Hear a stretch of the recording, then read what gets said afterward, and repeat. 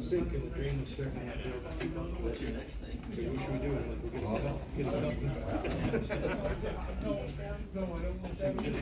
Full of money? Yeah. Tammy coming? No. You can sit by me. Don't bite.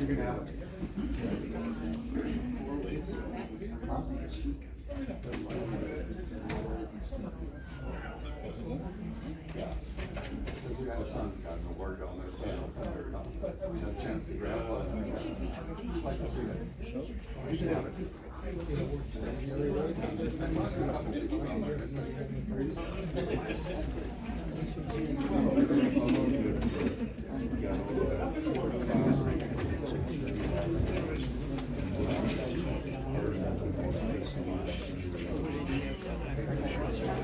Yeah, double five. Yeah. Yeah. Well, I know. Yeah, it's good to be expected. Yeah, for someone who's I feel like it's good.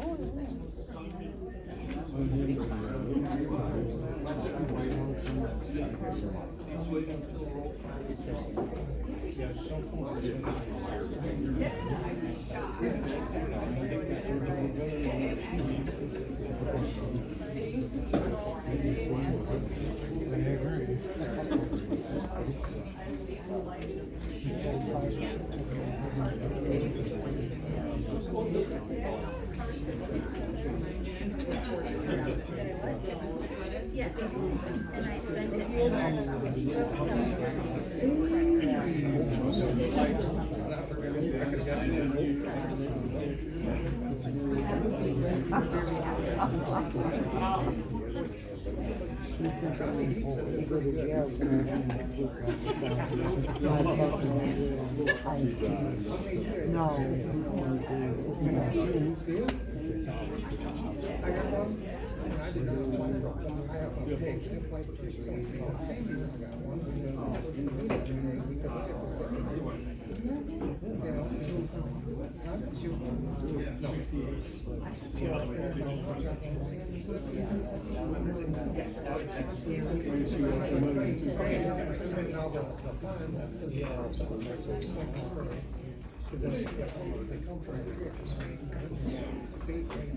And I bring that back to you, right?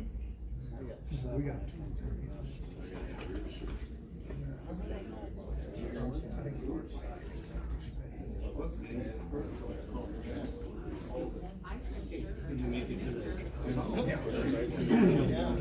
we got to send plans once you have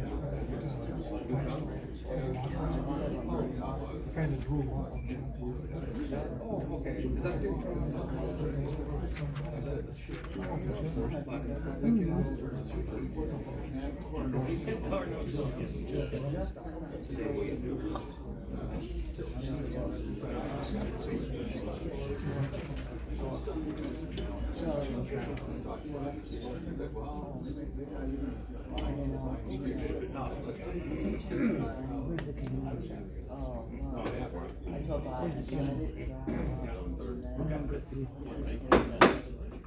6 o'clock, call to order. Board of Supervisors, February 25th, 2025. Roll call.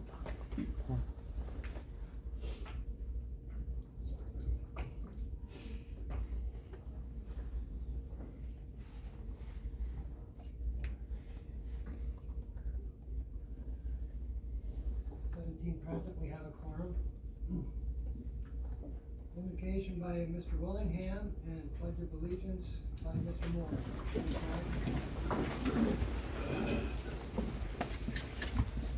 Lord, we are grateful for your mercy and your goodness, and thankful for our freedom. We come before you and ask that you would look upon us with your favor, guide and direct our thoughts, give us wisdom as well as empathy, that we might do what is right and good in your sight. In Jesus' name. Amen.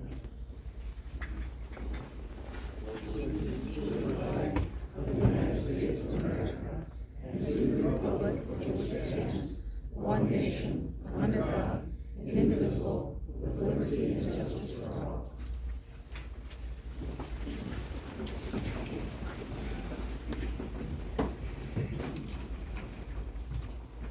Public comment, limited to 3 minutes per person with a maximum public comment of 30 minutes on agenda items only. Public comment, please state your name.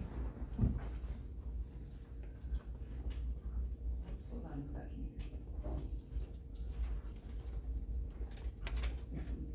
Good evening, County Board members. My name is Annette Grotzinger, and this is Tom Jarstead.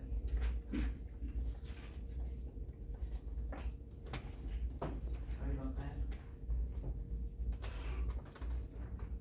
We are here on behalf of the Ladysmith Animal Club. Last year, Rusk County made a generous donation that enabled us to replace our roof. We are here this evening to express our gratitude. We greatly appreciate the support from Rusk County as it plays a crucial role in allowing us to fulfill our mission. Your generous donation reflects not only your kind intentions, but also your dedication to making a positive impact. Your contribution has made a meaningful difference in our organization and the community we serve. I am personally thankful for your generosity. Without the resources and the people involved, our work would not be possible. Your support enables us to provide education, social and recreational opportunities, and to foster self-esteem in a nurturing and supportive environment. The generosity of individuals like you is essential for our organization to thrive and continue enhancing the community. Again, I would like to thank the county board members and Jeremy Jacobs and Kaylee Buckby from Health and Human Services for your unwavering commitment to public service. Thank you. And I always like to add, when we came here last time, our roof was deteriorating very rapidly. Every time we got rain or snow, wind, we'd have hunks of shingles laying in the parking lot and that. And it was just a matter of time. And once again, we thank all of you for helping us with the roof, because we were on borrowed time with it. So thank you all very much. We do appreciate it. We wouldn't have a building very much longer if you hadn't helped us out. So thank you. Thank you.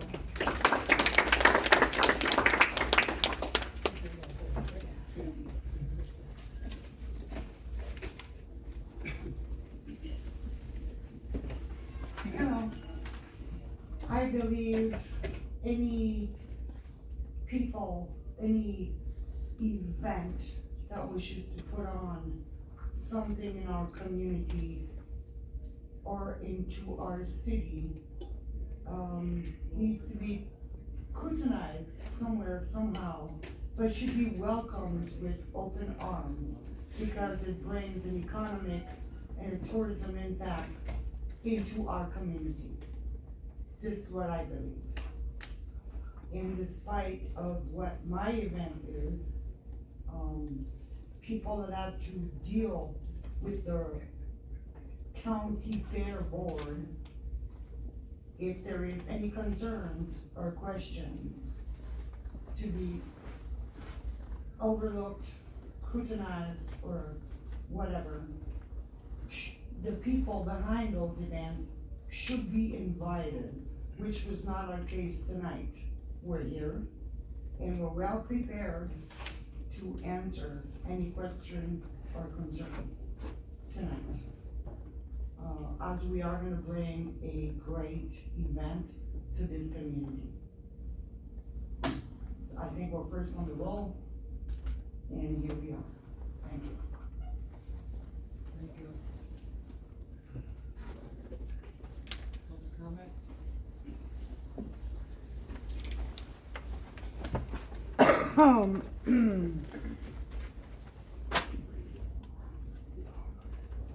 Good evening. I'm here as a concerned citizen and to speak in favor of the upcoming Extreme Bowls, Barrels, and Bands event.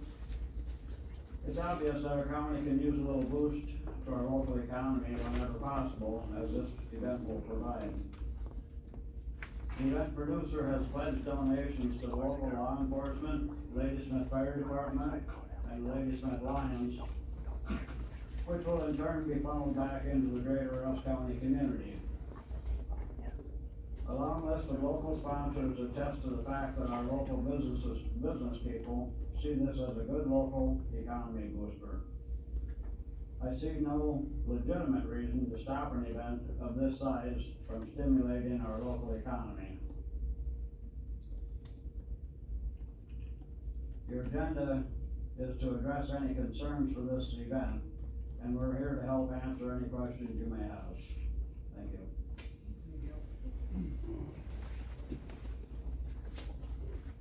Any other public comment?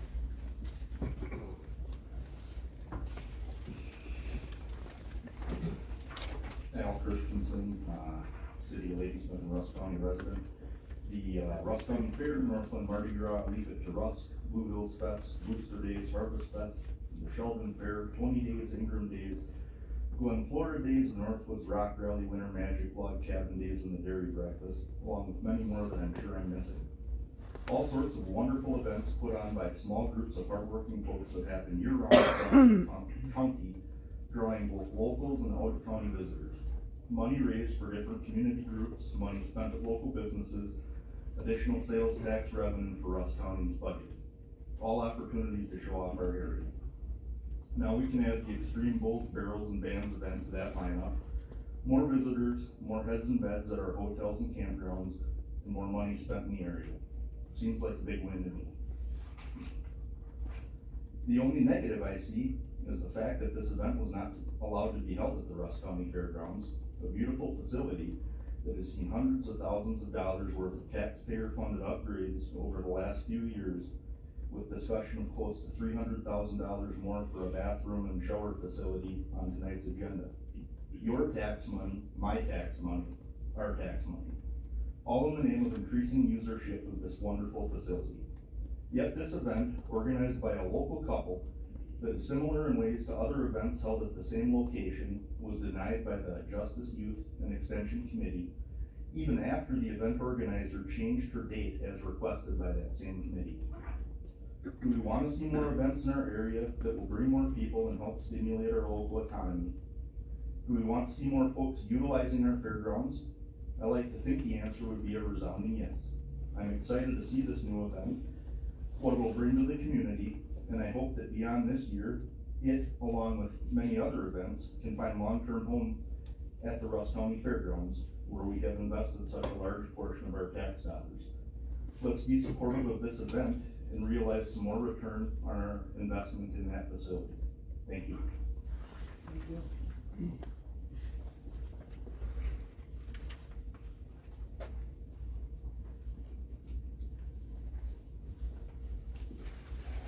Aaron Webster from Rusk. You've all received my email, but I will still make a statement here as a matter of record of this meeting, and for anyone who did not read it or receive it. I didn't see.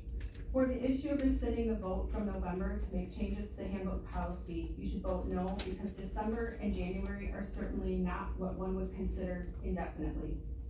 Also, this issue did not come through committee. I understand it is not necessary to bring all issues through committee, but this specific issue regarding personnel handbook changes absolutely should have been approved by the personnel committee and forwarded onto this board if that is what the personnel committee wanted to actually do. Even then, I would still ask you to vote no. But without going through committee that actually oversees these sorts of changes, it does not seem to follow a proper procedure. And by coming to the full board in October and November, this body considered, weighed in, and voted to push this matter out indefinitely. Stop playing games with people's lives. Stop looking for ways to increase power in administration and look at your employees as if they are people doing a good job for you and for all of us. On the matter of the bull riding event being held on Dowdy Road, someone needs to make a motion and send this back to the Justice Youth and Extension Committee and have them approve the usage agreement for this event at our county fairgrounds. And on the matter of the bathrooms at the fairgrounds, I would ask you to think long and hard about spending money with this budget crisis. We are only 2 months out from almost permanently laying off 6 people. I am not here to debate whether those bathrooms meet a standard that people need, but I am here to say that there are other solutions right now when we don't have the money to spend on bathrooms or showers today. And your job is to make wise decisions with our money, which may or may not fulfill the needs and wants of a department or group. A number of you were concerned about still needing to lay people off in 2026 if we don't get a handle on our budget. Why on earth would we be able to spend this money tonight? Thank you. Any other public comment? Public comment? None being heard, public comment is closed. Approval of the minutes for January 28th, 2025. Motion by Mr. Kudo, seconded by Mr. Russell. Any questions, changes, or anything? If not, we can vote on it.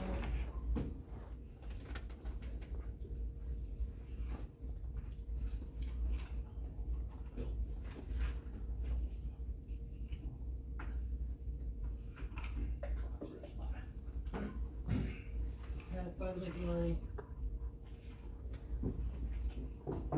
Presentation by CJCC's Rich Geiger. Asked if he could give a presentation, give an overview of what CJCC is all about. Forgive me a little bit, my back is going, slipping on the ice is not a good thing. Good evening, I wanna thank you for allowing me to provide some information. No, I'm better standing up, actually, thank you though. Thank you for allowing me to provide some information about CJCC. For those of you who may not know who I am, my name is Rich Lauder, and I'm the Rusk Restorative Youth Program Coordinator, and I'm also the chairman of CJCC. About 5 years ago, Judge Anderson came to me and asked me to join CJCC, and my first response was, "What's that?" I'm sure that, I'm not surprised if some of you had the same reaction on that. Probably if I called you on the phone and said, "This is Rich from CJCC," you would probably hang up on me before I got another word out of my mouth, and rightfully so. CJCC is the Criminal Justice Cooperating Council of Rusk County. Allow me to provide a little background on CJCC. In 2012, Governor Scott Walker signed an executive order establishing CJCC at the state level. This subsequently became a requirement of the CAD grant, which is the grant that funds our recovery program. In February of 2014, Rusk County Board established the Rusk County Criminal Justice Collaborating Council by Resolution 1405. As stated in the resolution, the mission is to enhance public safety through community cooperation, ensuring under accountability, and providing effective rehabilitation programs and supporting the rights and needs of victims. This mission closely mirrors that of the state. Who is the Rusk County Criminal Justice Coordinating Council? Well, according to the bylaws, members of the council include the circuit court judge, the county board chair, the sheriff, the police chief, the district attorney, the victim witness coordinator, the state public defender, the Department of Corrections supervisor, human resources director, actually I didn't know if you knew that or not, and the Rusk Restorative Youth Program coordinator. Up to 3 citizen members, the jail administrator, mental health provider, and recovery court coordinator, the clerk of courts, and a substance abuse provider. You can see by this list, there's a wide range of knowledge available to you, the county board. What does the county CJCC do? First of all, let me say the authority of CJC is only advisory in nature, and change within the group can be made only by consensus of the group. One of the primary functions of CJCC and the reason for its creation was to conduct periodic review of the recovery courts. This would include, but is not limited to, the policy and procedures, budget, participant handbooks, the grant review, and this is done to ensure the operations of the recovery court are to the extent possible following the guidelines set forth in the Wisconsin Treatment Court Standards, and thereby make recommendations to the recovery court team, the Youth Justice and Extension Committee, and this body as requested. In the past, CJCC has examined issues such as the safe exchange, that's children in the custody situations where the parents don't necessarily agree and they're concerned about safe exchange of the children going forward. We worked on that as a team, did come up with a perfect solution, but the best solution under the circumstances. There's presently a team looking at how the county administers the Huber program and in other counties for that matter. This is done with the objective of reducing jail population and keeping individuals paying child support and their bills and being productive in the community. We've eliminated a lot of the standing committees of the CJCC in the bylaws, and this was done in favor of developing work groups instead of standing committees. Standing committees show up, and you guys have all experienced this. Well, what have you got to report this month? Well, nothing. So we've decided to assign specific work groups going forward to develop what needs to be done. Question is, what have our neighboring counties done in CJCC? According to Heather Krizek, Evidence-Based Program Manager of the Office of Court Operations, our neighboring counties have worked on things, public safety, health and human services, and the county board committee for recommendations on opioid funding. They've tasked with creating white paper ideas to improve our defense attorney shortage and county appointed spending on attorneys. CJCC helps identify and solve costly case processing issues within the system. CJCC and other counties have reviewed wasteful jail bed issues, and other counties have completed strategic planning for the criminal justice system. What about the future? CJCC needs to develop a long-range strategic plan with the goal of increasing cooperation between departments and related agencies, to seek programs that will provide earlier interventions of those entering the criminal justice system, and to achieve consensus of the long-term vision of the CJCC, and increase the involvement of CJCC members to bring forth common goals. This coming meeting next week of the CJCC, there's a request being brought forth to research mental health resources available in this area. We all understand that Rusk County lacks the service in mental health that other areas have available. Mental health issues add significant burden to the criminal justice system. What does this all mean to the Rusk County Board? You have available a large resource of criminal justice professionals who can research questions, provide data, and make recommendations on matters relating to the criminal justice system. It means you have resources through the state and the neighboring county CJCC that have already dealt with many of the issues concerning criminal justice. One important question of any government body is, what does this cost? And we've heard this earlier already from public comment. As a taxpayer, I really like the figure of zero.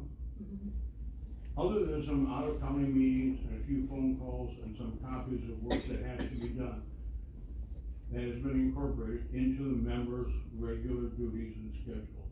So basically, there's very little cost to come. Overall, CJCC is an organization that can make recommendations to which may improve the criminal justice system within Rusk County, while providing you, the Rusk County Board, information that will help you make critical decisions on matters relating to criminal justice. We would like to encourage any of you to attend our regular CJCC meetings going forward, of which there's one coming up on Thursday. You certainly are all welcome. At this time, I'd like to entertain any questions that you might have. Yes? Just wondering, what are some of the surrounding counties that we could gain information from? Well, I reached out to the state a little bit, and they talked about those projects going forward. And Barron County has worked specifically on the shortage of attorneys for defense programs, and so they've researched that, and we wanted to reach out to them. Mr. Cabanas and myself have reached out to a number of other counties as far as how they're handling the Huber program, whether they're doing electronic monitoring or they're doing in-house most specifically, and some of you know, I was originally from the Walworth County Sheriff's Department. So I reached out to the undersheriff down there, who's a good friend of mine, as to how they were doing Huber, because at that time, we did have a Huber dorm with approximately 50 people in it. He said that Huber has expanded significantly, but it's all on electronic monitoring that at this time. They have one deputy that's assigned specifically for Huber, and at last count, they had 68 people out on Huber that were still working. The one deputy does random drug tests, home checks, and all that type of stuff going forward. So they're obviously way beyond what we are, but they needed the Huber facility for other needs, and that's all worked out. Their electronic, I forget the cost of their electronic monitoring, but I've got all that upstairs as to what their monthly cost was and monthly fees that they charge. So hopefully, going forward, we can work with the sheriff and do some things on that and cut our jail population down a little bit and keep those people productive out in the community. Did that help you with your question? Anybody else?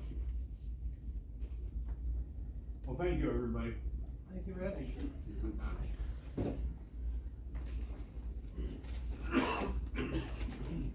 Discussion, possible motion. Time of day to have a monthly county meeting. It was mentioned at the last meeting, we either switch to 6 o'clock or leave it at 7 o'clock, it makes no difference. The reason I brought it up at 6 o'clock is we get started earlier for one. And some of the employees that hang around, they're here all day and then they sit in these meetings all day, so otherwise they sit here all night too with us. But again, it's open for discussion. If we do, we do. We don't, we don't. We can do it at 7 or we can move it to 6.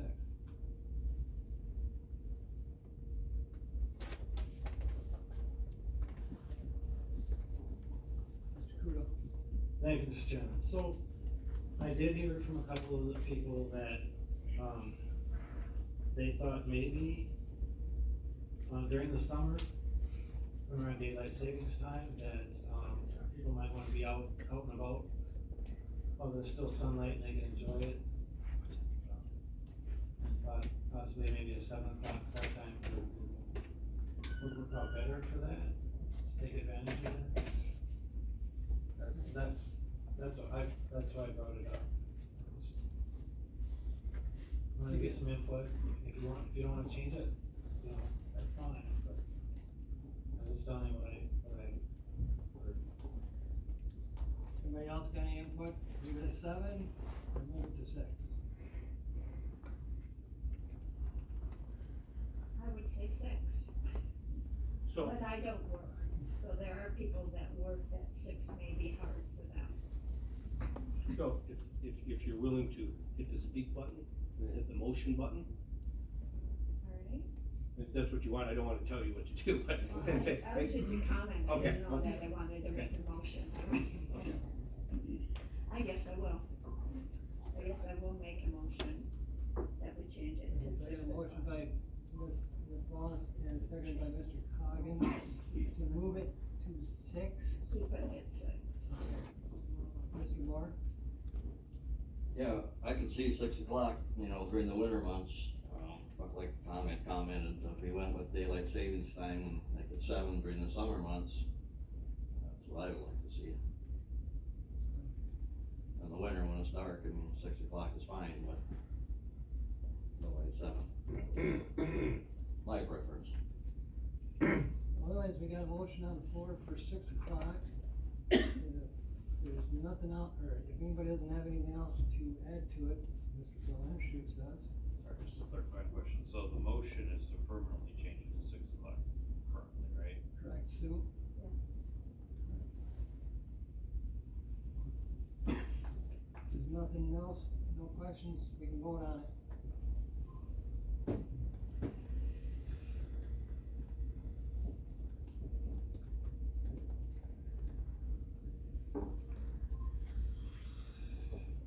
Passed by the majority to 6 o'clock.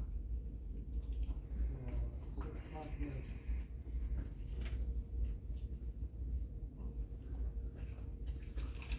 Number 2, land usage concerns for event held on Highway 27 in Dowdy Road. Mr. Armstrong? So you got that? Alright, for most of you know me, those that don't, those in the public that don't know me. I am John Runstrom. I'm the engineering technician for Land and Water Conservation Department here at the county.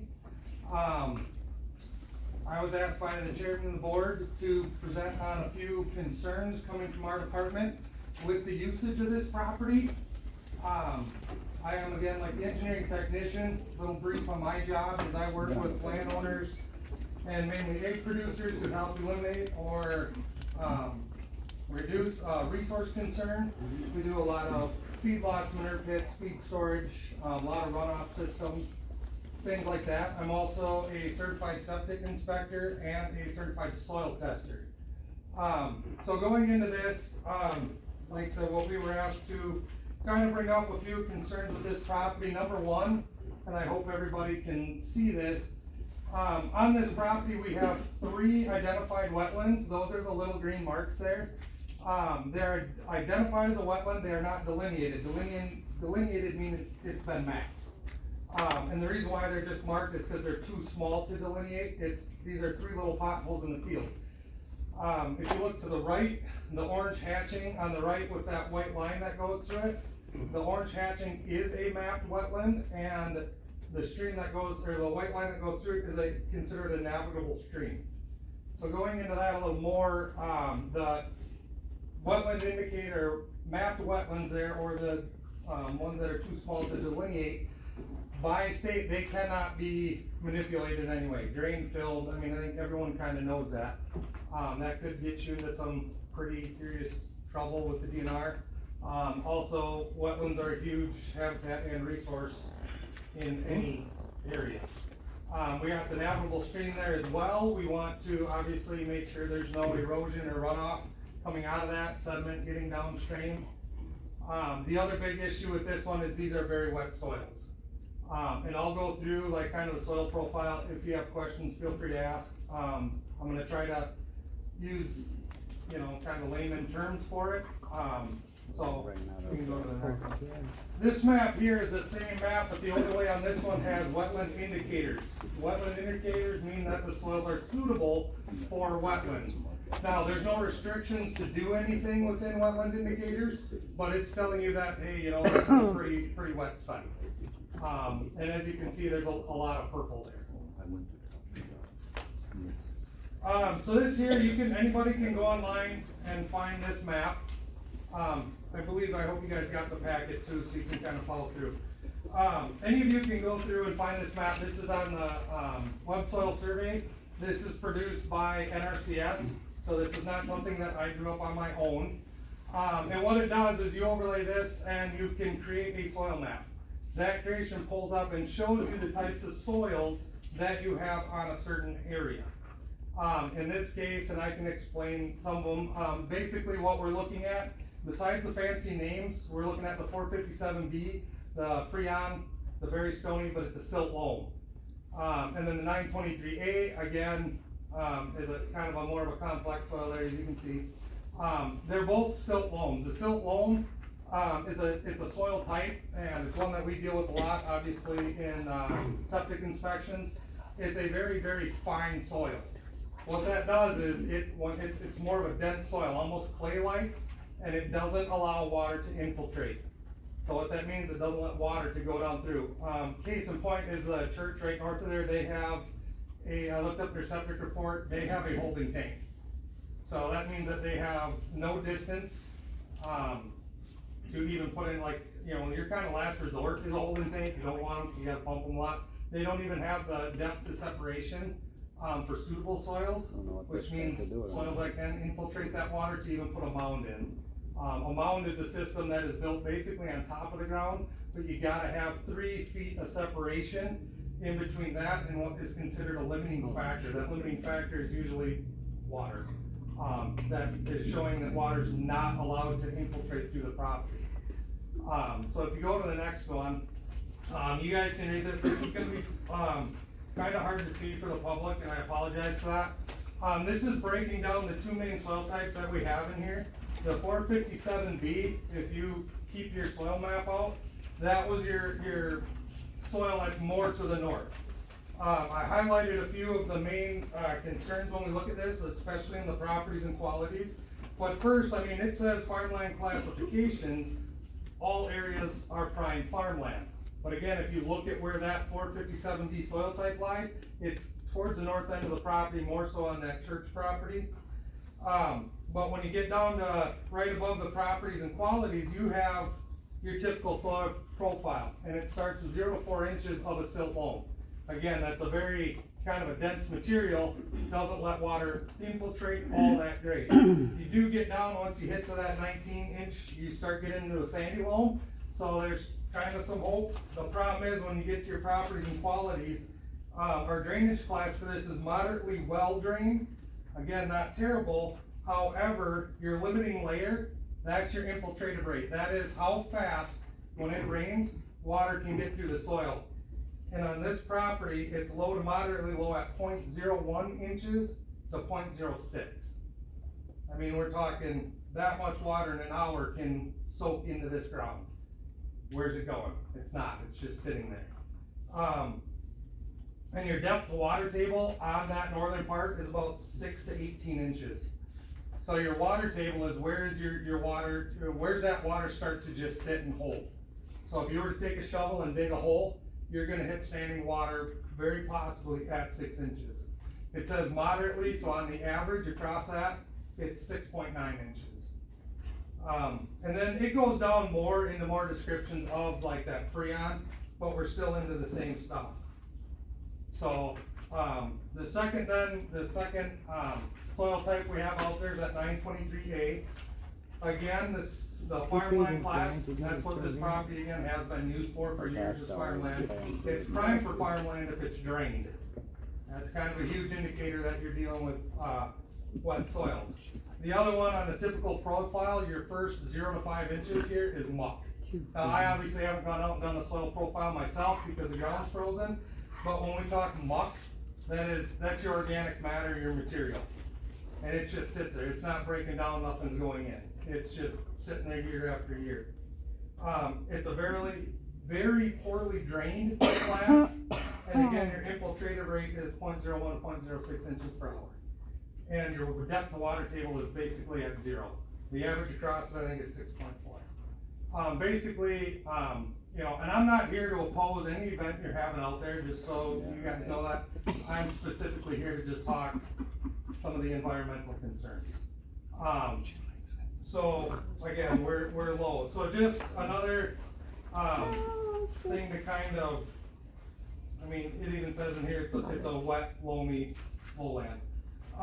But one property you guys might kind of recognize, you can go to the next one actually, is the Ladysmith High School. Very, very similar profile. All of you that have been around for that, when they did the parking lot for that, I talked to a local excavating company that worked on that today. In those 2 parking lots you see on the east side, they took out tens of thousands of material of cut. That means they removed material. Because if you look at the soil profile, it's very similar to what we're dealing with out on that Highway 27 property. Prime farmland is drained. Your infiltrative rate is next to nothing, your depth of water table 4 to 12 inches. So again, when they took that out, I mean, they spent tens of thousands of dollars just to remove material, to bring in more fill, to create a base, to create a parking lot. So,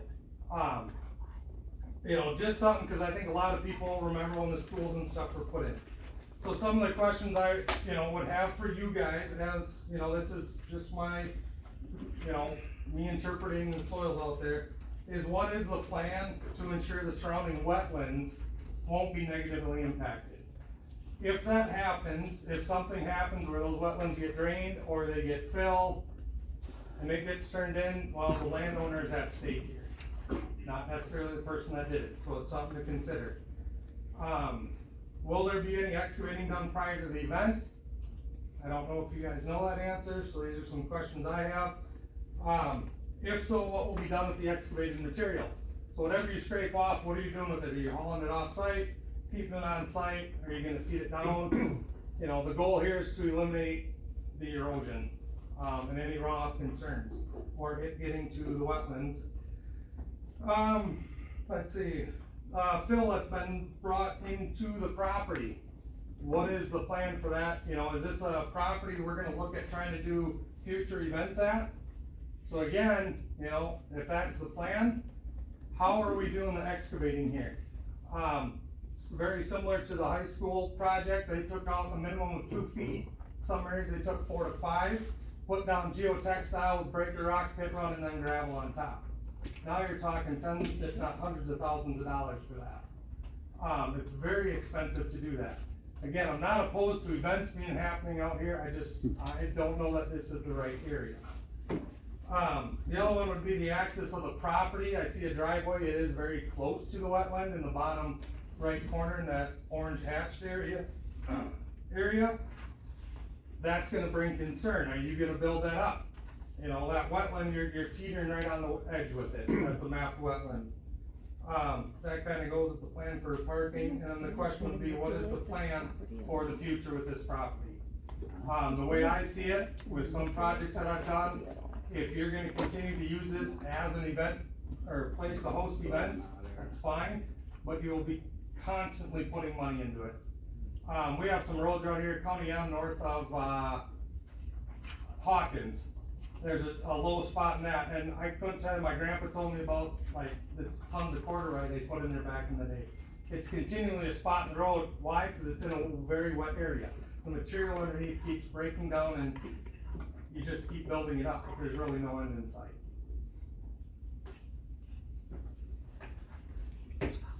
So any questions?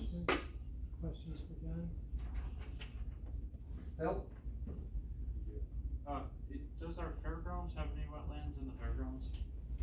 On the fairgrounds, no.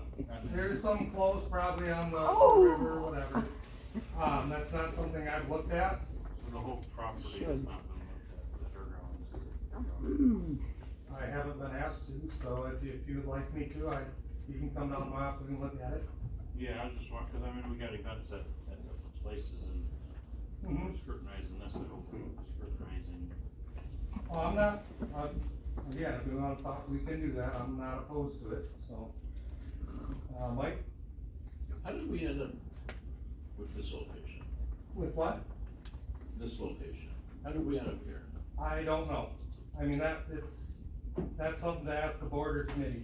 But you weren't involved in. I was not involved in anything, no. I heard it was out here and I got asked to, you know, voice or speak on behalf of, you know, environmental concerns, that would be it. Yeah. Mr. Garcia. I have the same question as Mr. Undershoot's had. I think that there's events that are held in the fairgrounds that are held in map wetlands or close to map wetlands. Well, and we can look at them, that's really not what we're here for tonight. If you wanna look at them, be free, I mean, I'll be in the office tomorrow I'll be out 10:30 to probably 12:30. I teach class over at the high school, so, if you guys wanna come over, we'd be more than happy to look at that. Tom? Thanks. Who owns this property? That, if you pull up the records of who owns it, it is a joint owned committee, or joint owned by county and city. It's within the city limits, it's in that industrial park area. It was like 50-50. I don't know. It says Rusk County owned by City of Ladysmith, and City of Ladysmith owned by Rusk County. So, did anyone from the county know that this event was being planned there? I don't know. I was asked to report on the concerns that Nobody might knew about happen. it at the county level, it was just. I So, don't know all of a sudden, how there was it was decided, the city decided, and was going to venture with the city, and county property, we should be noticed too far. But, and again, I'm not here to shut anything down either, I just want everybody to be aware of, at the board level here, of what the property is, what the event was going on out there, and if Johnny do his homework, and that's it. It's completely up to you guys what you wanna do for this one. Mr. Moore? Yep, I'm not positive, but I thought the city had already okayed this event there, you know, on their part. So I guess, you know, if they okayed it, and they're responsible for half of it. I mean, I can step out, Shouldn't the aside county- from what I'm doing here. If the city okayed it, that's fine, but it is jointly owned, so it's, Right. from what I understand, it's gotta go through both jurisdictions. But that's not me, so. Well, let me ask this then, if this property won't work, why not send it back to the extension committee for further review and put it where it's supposed to be in the fairgrounds? Amen. Who said amen? Enough of the public comment. Thank you. Yester's back there, or you will be asked to leave. Did you make a motion, John? I was gonna second it. You gotta hit the button if you want to. Yeah, I don't have it up there right now. Any other All I questions got for is a me? second, looks like Phil did it, so I'll second. I thought you were making it up. I can switch around if you want. Doesn't matter. Motion by you, Mr. Okay, what's the motion though, please? We'll send it back to Jim. Send it back to committee and study on it. In what committee? They won't wanna hear the truth. Kurt, did you have? Does it have to go back to the committee? Why can't the board just decide? Why does it have to go back to the committee? I'm just curious. I mean, I need to have it explained to me. Huh? There's the oversight. We're the oversight of the committee though, right? I mean, I guess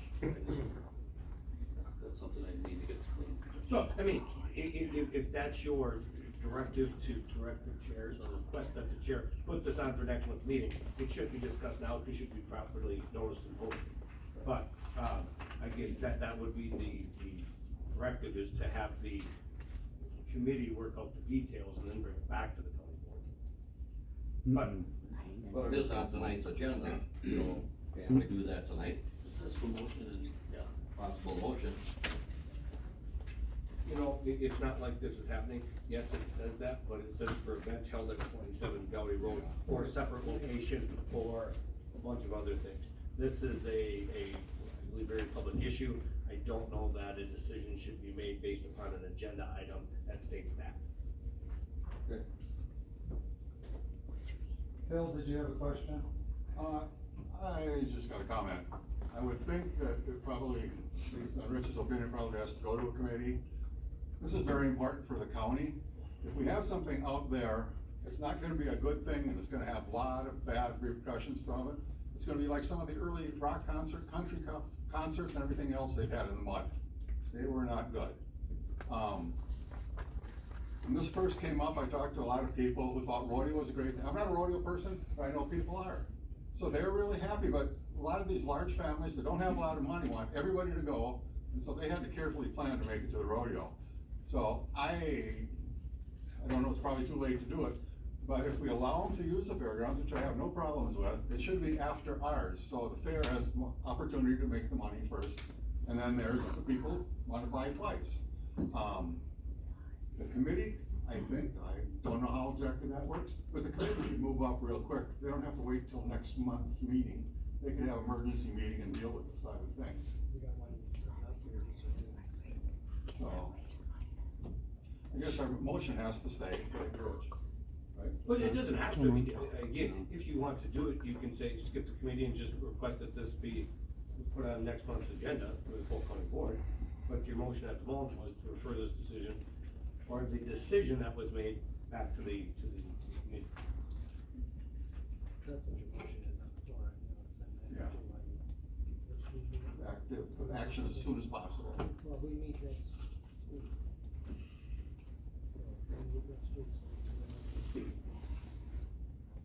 Lowest. And then come back to the county board with it?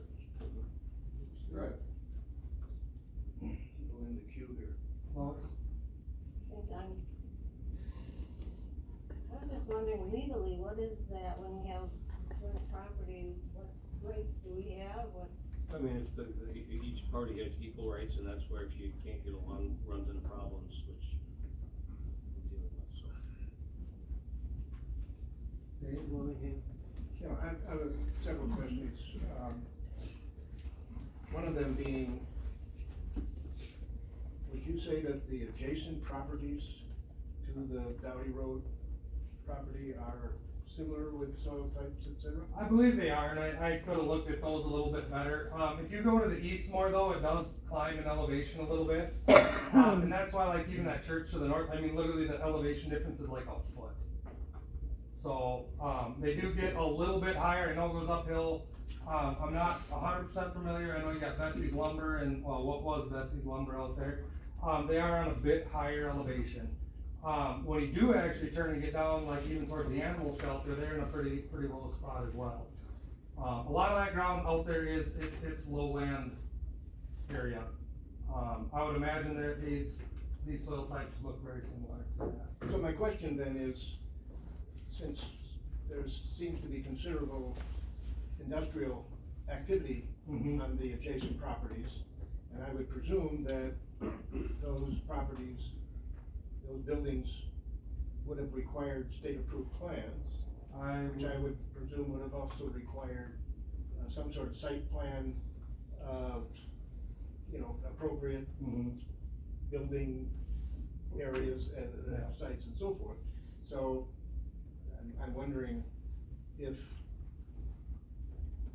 those buildings were built with that sort of planning and approvals, that perhaps the state approval process would not find this property any less suitable. Yeah. Another question that I had to do with, is there any necessity for the Department of Natural Resources to weigh in on this issue? I mean, they could. You could request, you know, if it was, wouldn't be waterway regs. Well, they haven't received a letter from the. You wouldn't, no. Natural Resources saying don't do that. Those areas that you're talking about, you know, if those were mapped wetlands, I'm guessing, you know, through the permit process and the plans and all that, that they went through all the right loopholes, I don't wanna say loopholes, but all the right avenues to get permits to be able to do that.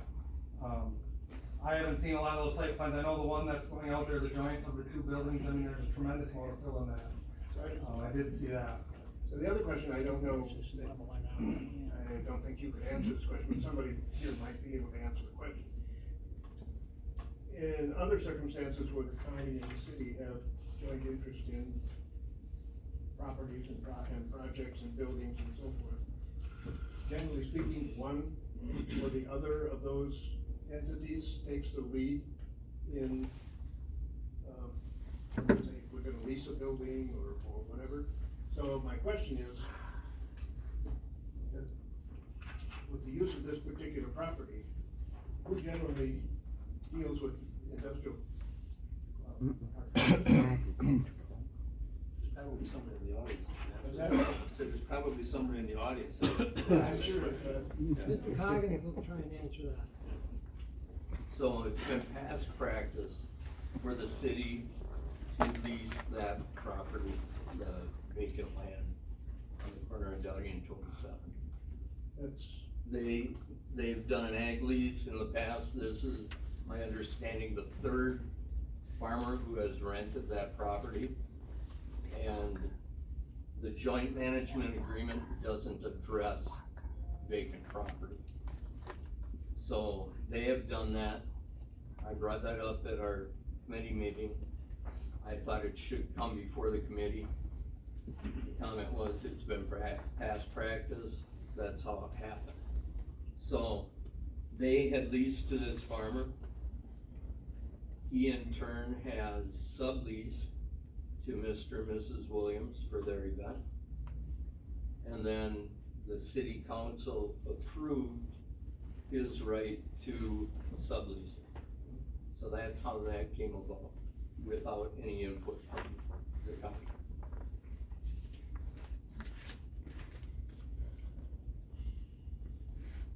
Anything else? Alright, we got a motion on the floor from Mr. Schneider, second by Mr. Moore to send back to JYE. Any other questions? If not, we can vote on it.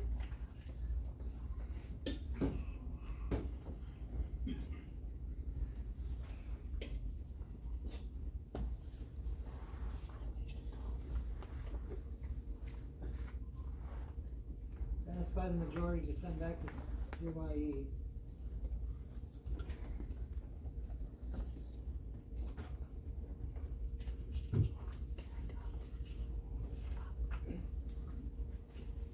Number 3, rescinding action taken by board to postpone indefinitely the action taken on October 22nd, 2024 on the following resolutions. Amendment to the ad hoc interim committee ordinances, changes to chapter 4 of the Rusk County Personal Handbook, recruitment, selection, affirmative action, approval of charges to chapter 8, or changes to chapter 8, payroll of the financial procedure manual, changes to chapter 2 of the Rusk County Handbook, employment categories, and performance evaluation. Mr. Kudo will let this one brought it back, and this is good follow up.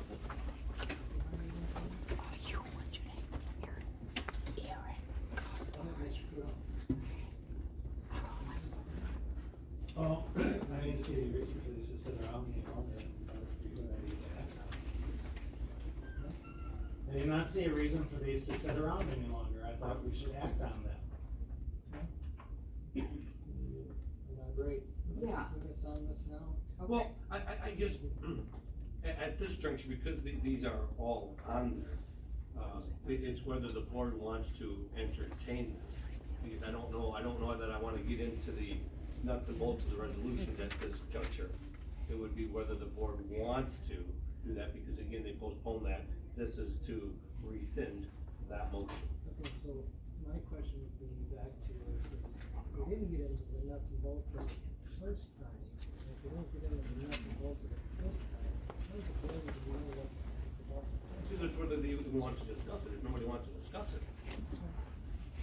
So, I guess, I think it would be in order for Mr. Kudo to make a motion to rescind those. To rescind? Why do I want to rescind them? Bring it back. Oh, rescind or rescind? Yes, to rescind. Bring it back. Because you can't discuss them, because the motion was postponed indefinitely to do that. So this motion to rescind that action is what you guys need to do if you want to debate those down further on the agenda. Alright, then I make a motion to rescind these four. Rescind the action taken by the board to postpone indefinitely the action taken October 22nd, 2024. That. Yeah. Thank you. Okay, and I had the second by Mr. Russell. Mr. Coggins? I guess I'm a little confused on why this is being brought. I heard what you said, but with that being said, we've also got an ad hoc committee that's actively working to determine roles. The administrative coordinator, HR is tied into that, and personally, I think it's premature to vote on these resolutions until that committee has hammered out what they're gonna do with our help from the WCA.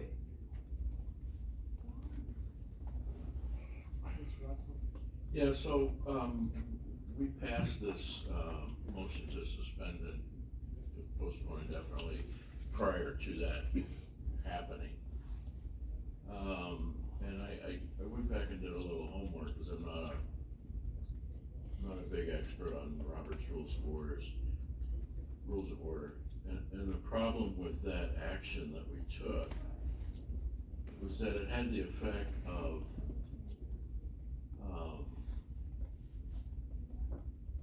and it was the majority of the board that passed that, and I don't have a problem with that.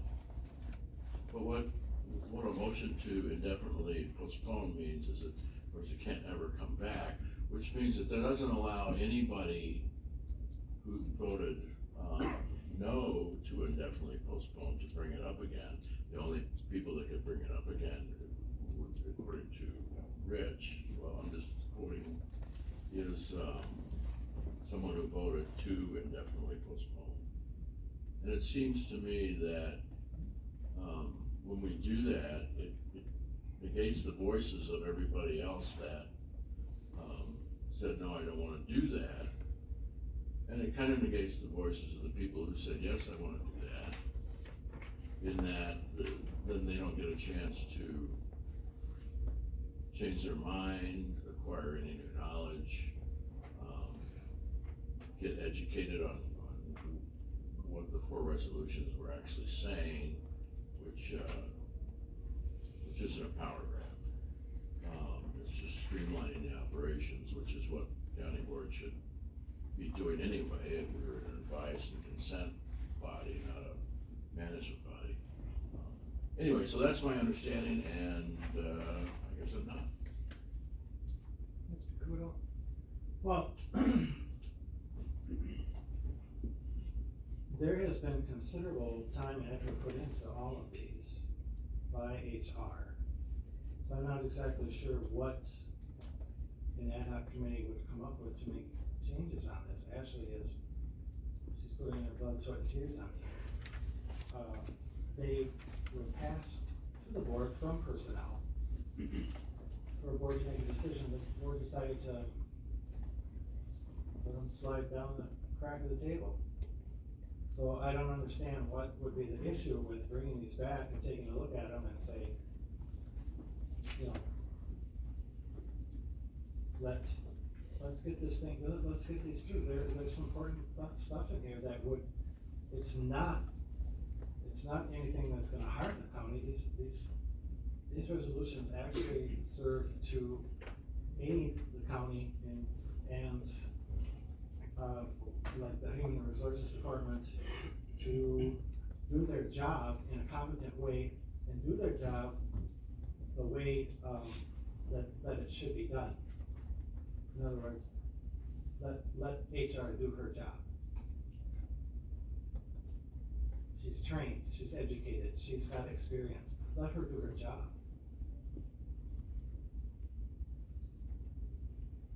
I, for one, don't want to lose her.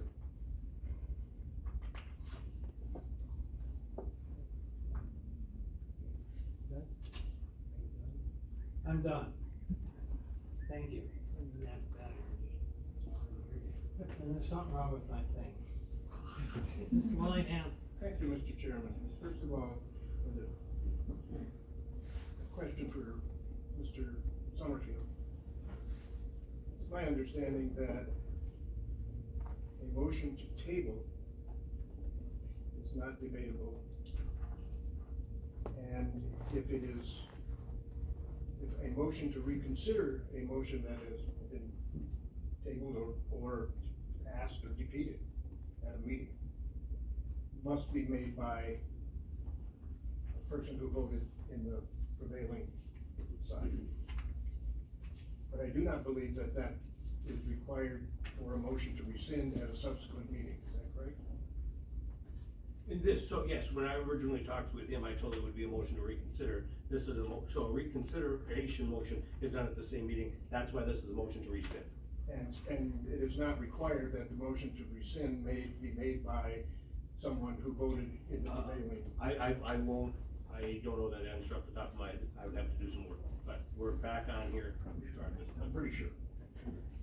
That being said, again, the options that for appropriate motions, once a main motion is on the floor, is to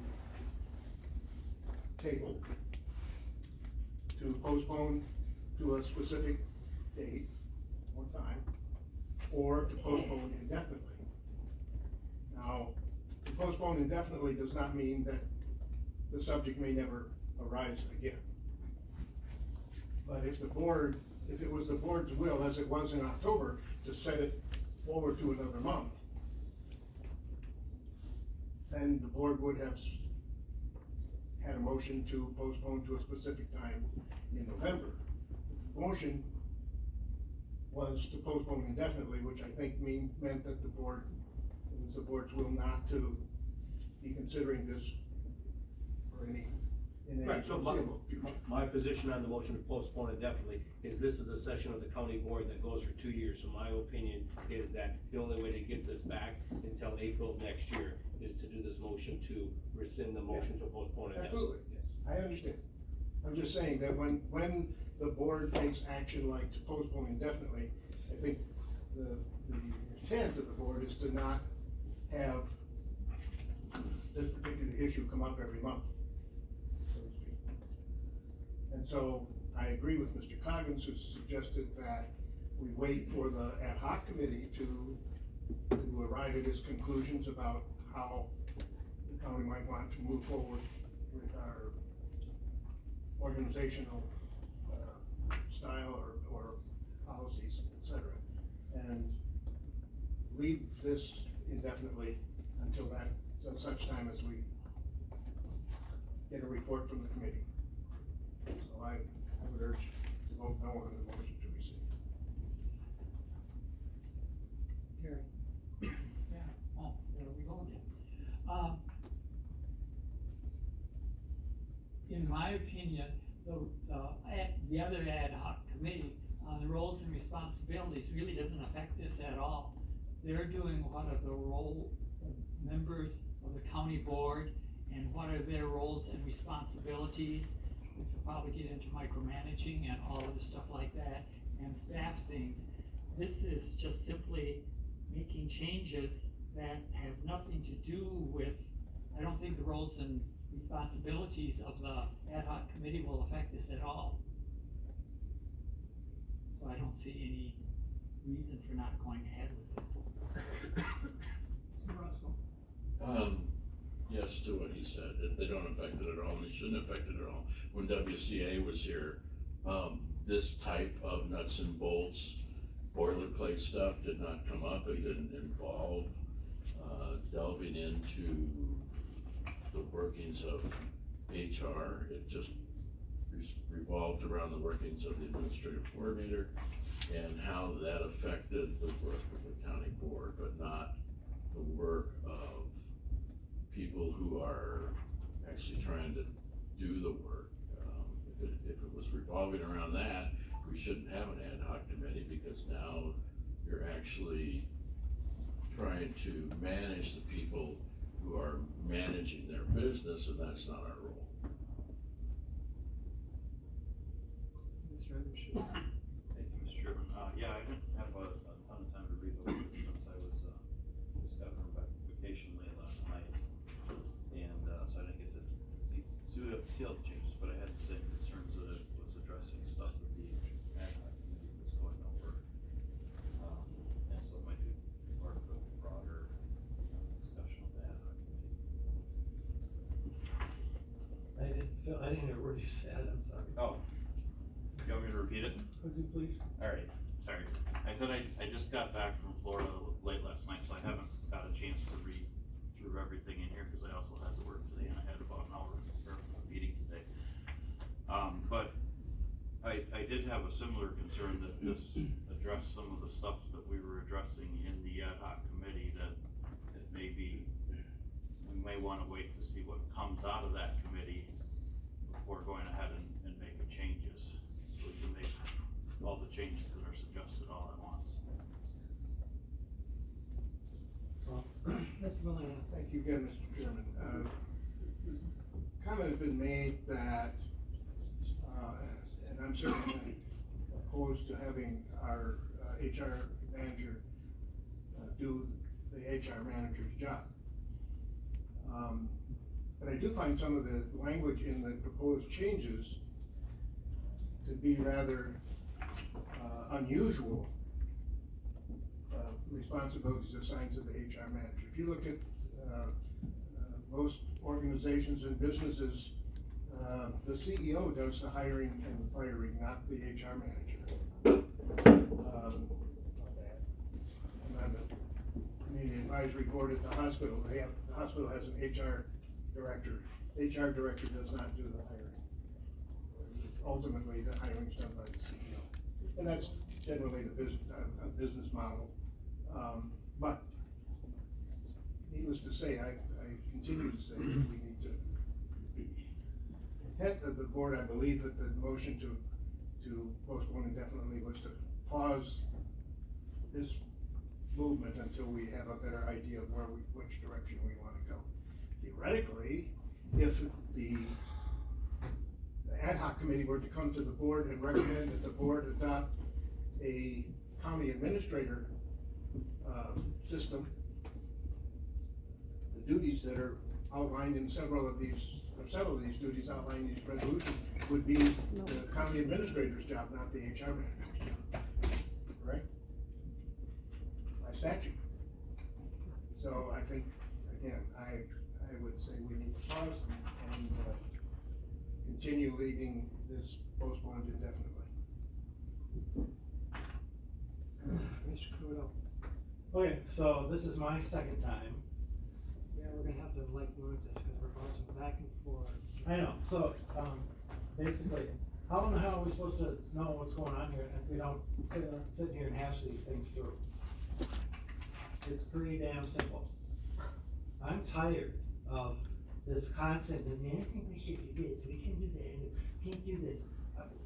What does this board do then? Why are we here? This is what we're supposed to be doing.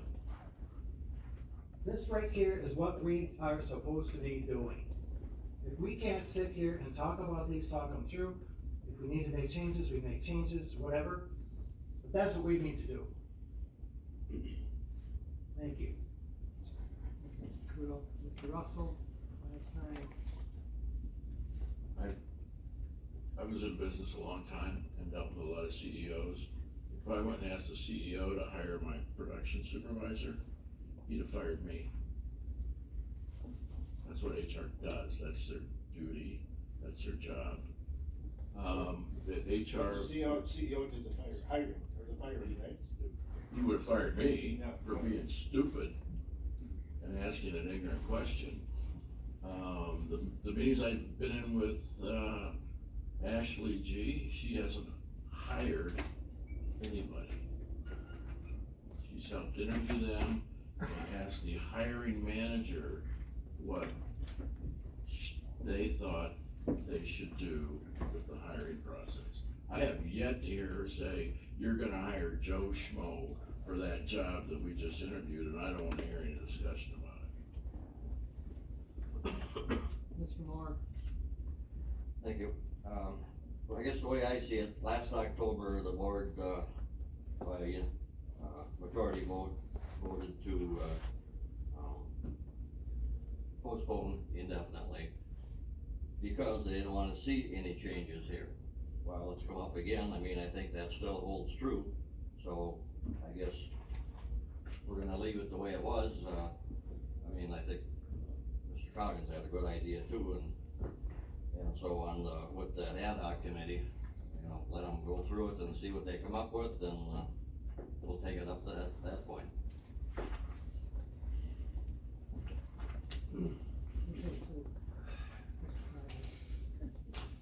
I just wanna go on the record, I do support the HR manager.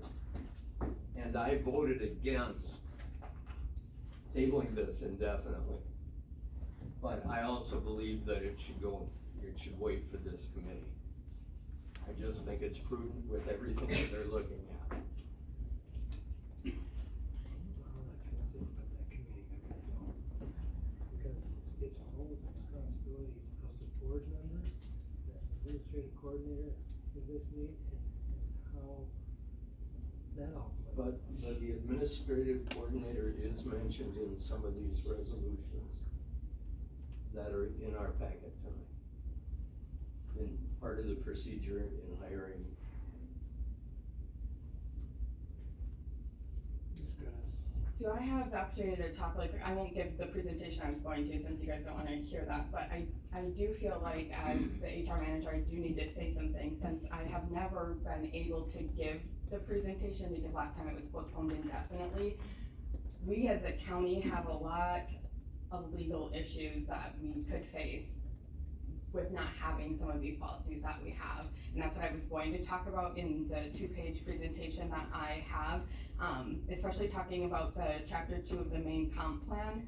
I'm not sure if you guys are aware that we recently did 3 promotions and there was no rhyme or reason for why or how we promoted these people because we don't have a plan in place that speaks about promotions. We don't have a plan in place that speaks about demotions. We don't have a plan in place that speaks about where we should hire our employees at. Like, there's nothing that says when a new employee comes in, we should have them start at this step or this step. So it's just frustrating to me that people believe some of the stuff that is going around and don't take the time to look at some of these policies that are put in place because right now we're putting ourselves at a lot more of liability by not having something in place. Technically right now, the way it stands is the ad hoc interview committee could have 3 employees on there from the county and then 2 board members. So really the employees could make the say and outvote the 2 board members and could choose to start employees at any wage that we wanted because the only thing that we have in our policies right now is stating that the ad hoc interview committee is who does the hiring. Again, we have nothing that states where we should start employees, what we should be looking at on where we place them, when we do promotions, and that's what led to me doing some of these changes because multiple of you guys as board members have been in my office saying, why did this person get a 5% increase when they were promoted, but then this person a week later got a 22% increase? And these are the kind of things that are happening and these are the kind of things that really set our county up for liability, which is why I really wanted to especially look at that compensation plan and setting those things in place. And I don't think the board roles and responsibilities is going to be looking at the nitty gritty and setting those exact policies, but if Chair Caleb and Rich is okay with it, I can email what I was going to say to highlight all this stuff later, if it fails. I think we need to finish this motion, it's already on the floor too. So the motion is to rescind, correct? There's no more discussion. We can go. I'm confused. I am too. Wait, yes.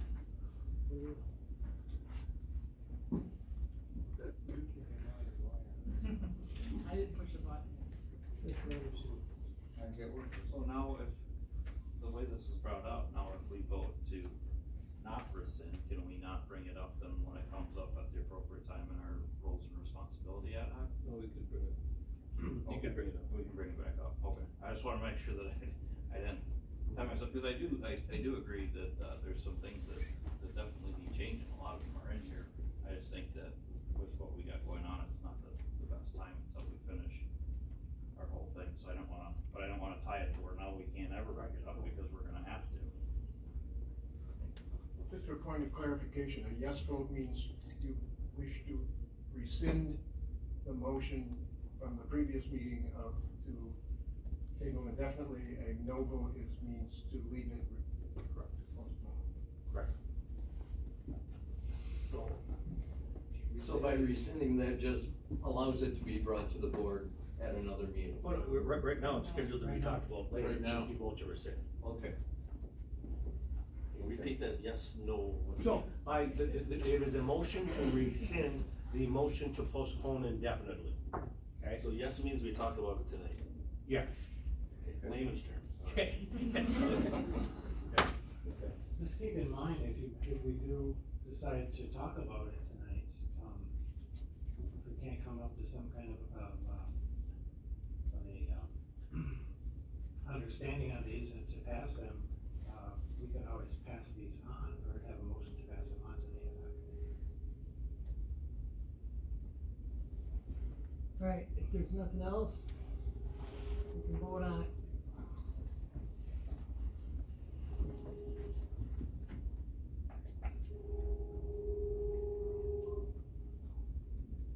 Failed.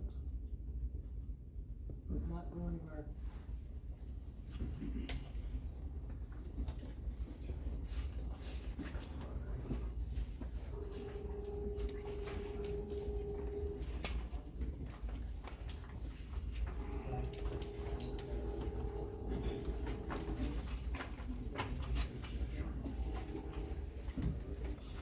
Alright, resolutions.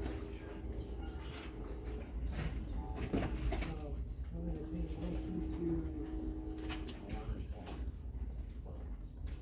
a motion to send to the floor by Mr. Hampton, second by Mr. Undershoot, the 2025 ATV, UTV trail maintenance and development. Okay, so Jared couldn't be here today, so I am presenting on his behalf. The first four resolutions on your agenda are annual grant resolutions, and these resolutions are required by the grant application to be passed by the full county board. The ATV, UTV trail maintenance and development is maintenance that's a pass-through from the county to ATV clubs for all maintenance needs on the trails. Development is for new trails, bridge replacements, and major rehab projects on existing trails. Generally, this funding does provide 100% project coverage, and portions are done utilizing the highway department, while other portions are let out on bid. Any questions? These are normal every year. Yeah. These are just renewed. So, any questions on this one? If not, we can vote on it.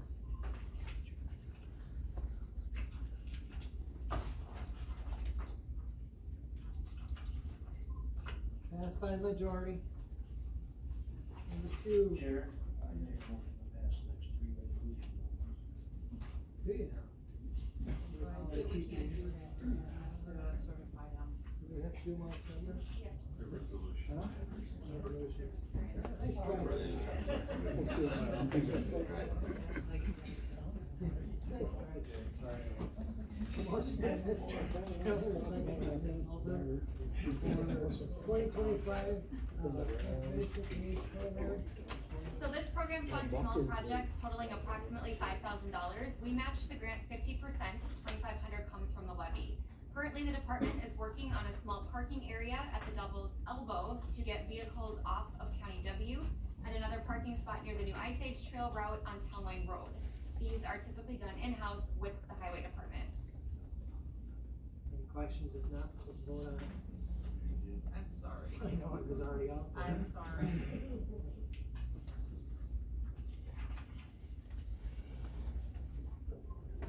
Passed by the majority.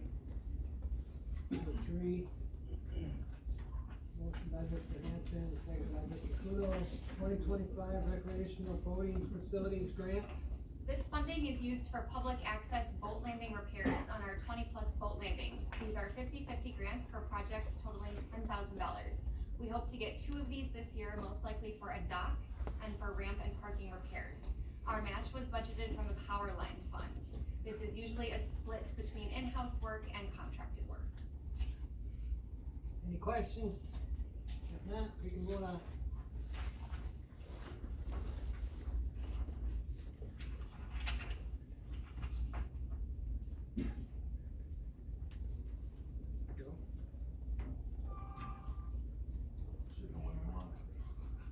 Passed by the majority. Number 4. Motion by Mr. Hampton, second by Mr. Miller. The 2025 snowmobile trail maintenance and development. So this is also a pass-through grant to the snowmobile clubs for all maintenance needs on the trails, which are mostly grooming costs. Development is for new trails, bridge replacements, and major rehab projects on existing trails and are generally passed through to the clubs as well. Typically, they provide 100% of the project coverage, although cost sharing can help with grant acquisition. Any questions? If not, we can vote on.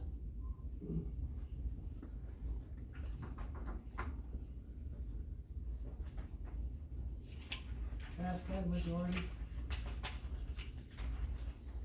Number 5, let's see, motion and a second.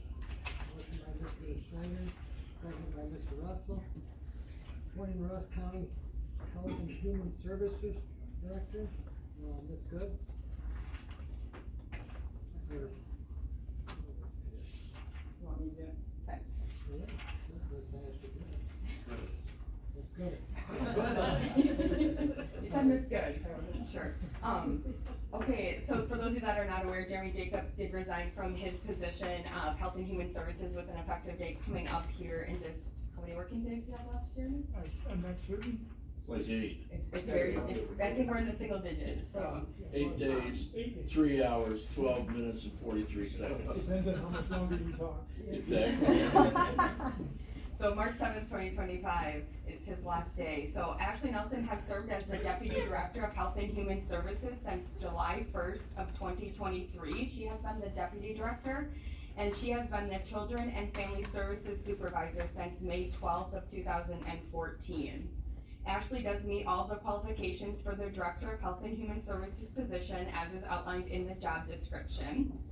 And also the Personnel Committee did recommend to the Rusk County Board of Supervisors that they appoint Ashley Nelson as the Health and Human Services Director.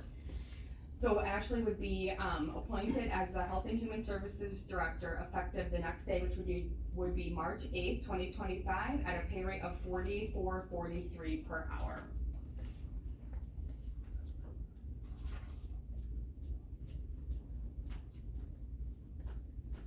Mr. Russell, you got a question? No, I don't have a question. I would, speaking on behalf of the board, but also on behalf of the school district of Ladysmith, these two have done a wonderful job. The process of collaboration between our district and HHS went on hiatus for way longer than it should have. And both of them, in a couple of meetings, encouraged me to see if we could tee that up again, because there's just such a dire need for all the services they provide and all the expertise that they bring to the party.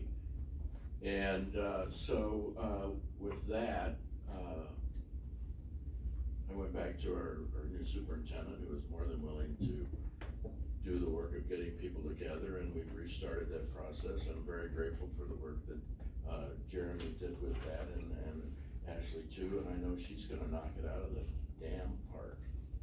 Thank you. Thank you. You are welcome, thank you. Good work. Yeah. So I'll stop talking so you can retire. Is there any other questions? Mr. Schneider?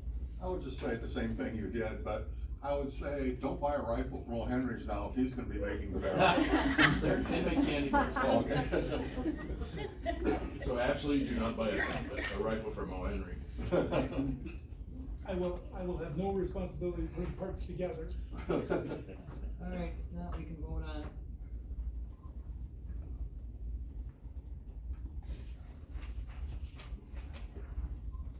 Passed by the majority.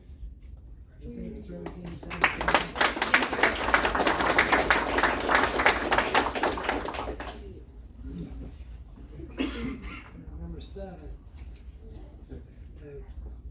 Six. Second.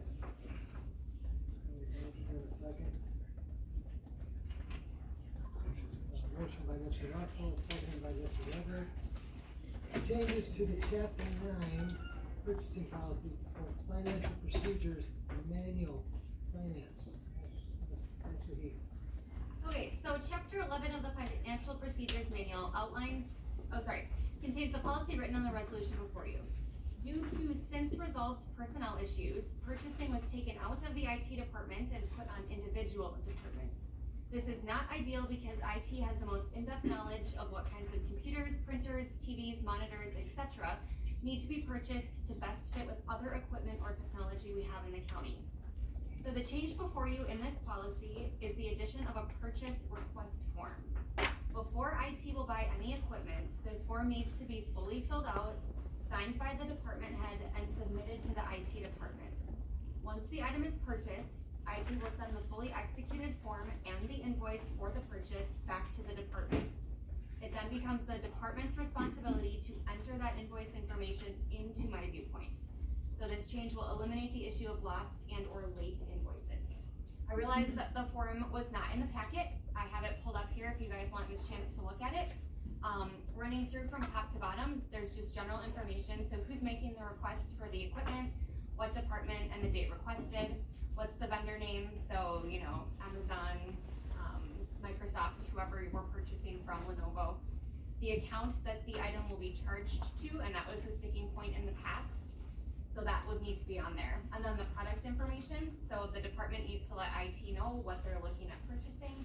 IT might have a different suggestion. And then the approvals at the bottom, the department head needs to be signing off on this form, and then Walt, as the IT team lead, will ultimately approve or deny the request for purchase. Are there any questions? None? We can vote on it.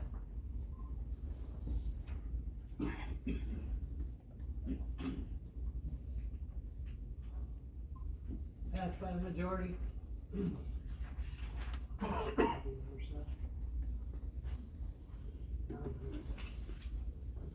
7.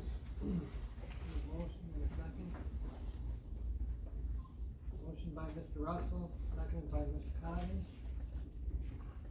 Designate fund for North Paragon bathrooms and shower facilities from the contingency fund and the designate general fund for the North Paragon bathroom and shower facility from the contingency fund and, I just read on it, dude, I'm really confused here. General fund and the amend 2025 capital projects and contingency budget. Brett. Good evening to the public as well as to the board. For those of you who haven't gotten to meet me yet, my name is Brett Hewer. I stepped in as the facilities manager end of October 24th. So when I stepped into this role, this was one of the first projects set on my desk. I reworked the RFP, studied, went through those state approved plans, and started getting this project rolling. So this started being looked at in 2019, and then again in 2022, as I'm sure some of you remember. Due to other projects taking precedence, it's been pushed back until now. So unfortunately, this has gone from something that would have been nice to have at this time to a necessity. Our current bathrooms have gone from, or are no longer in need of repair, but frankly are in a state of disrepair. The structure of the current building has deteriorated to the point where safety is starting to become a concern, as well as privacy and safety within the building being brought into question as a serious concern as well. On top of that, it's flat out uncomfortable. Cramped stalls, low privacy, and only shower curtains in some cases for privacy. So, we put together this presentation so you would all be able to see the buildings if you haven't been able to go into them currently. This was stick built by volunteers back in 2000. So the building's not very old, but the shape that it's in doesn't speak for that. We'll look first at the men's bathroom. So the only locking system we have is padlock on the outside when the fairgrounds aren't in use.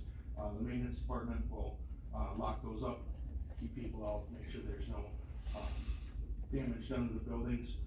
As you look in our rightmost picture there, you'll see where the wall is pulling away from the ceiling. This is just one picture, but you see this throughout the building.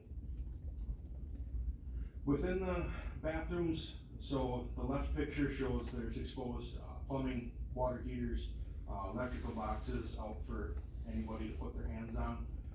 And then the plywood backer you see there, was put in frankly because there's nothing left of the studs behind the sinks.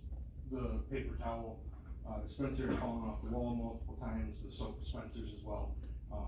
There's no stability to attach a screw to, so they've got screws in what parts of the 2x4s are holding so that we can mount those amenities.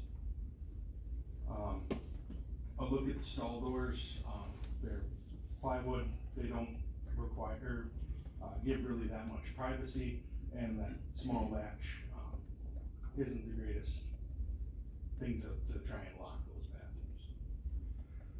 These are the shower portions. It's a residential stand-up shower. You just have a shower curtain for privacy. Curtain rods can fall down. We wouldn't want something to happen where someone would be embarrassed within our facility on our properties. It's another view of the changing area. You're exposed to the world if you want to use these bathrooms. We do have a curtain rod and a shower curtain separating those two. But just for instance, the last time the fairgrounds were used, we weren't even a day in, that shower curtain was pulled down, broken. It was replaced, but you can only replace it so many times within a weekend. We want to provide people with the privacy that they deserve. As well as the ventilation within the building, subpar to say the least, resulted in excess moisture remaining inside the buildings, causing that rot and the mold issues that we're seeing. See the ceiling tiles falling in, again, there's an access with nothing to attach them to. Too many screws have been put in, too many rotten boards, nothing we can do there. And then just one more look at the stall door on the outside, less than ideal.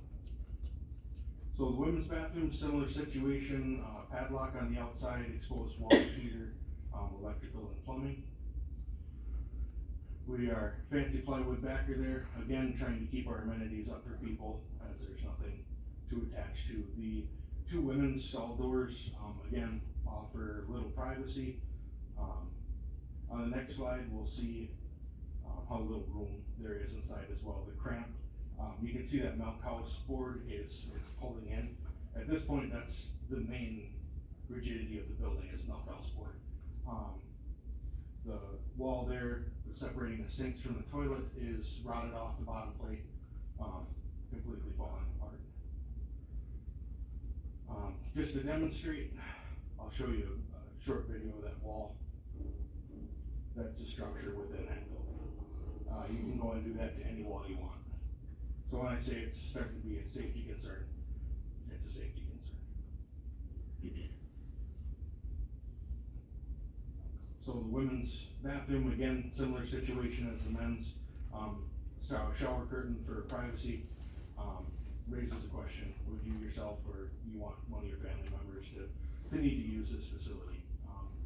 Myself, I wouldn't want my family to do that, or myself. Oh, you wouldn't fit. No, absolutely not. I could just walk through a wall to get out though, so. And then poor ventilation, again, you can see that mold growing on the ceiling. We're constantly trying to remediate. There's only so much you can do. Low airflow and moisture. So that brings the question, what are we proposing to be built in place of this? So our new building would be a 45 by 22 foot 8-unit combination shower and bathroom facility. Be on a porch slab with block walls, as well as a maintenance hallway through the center to provide full access to plumbing so we can better maintain and winterize the facility so we don't fall into disrepair as our old one did. It brings a lot of pluses for the building to be built in the way it is. All your plumbing is exposed.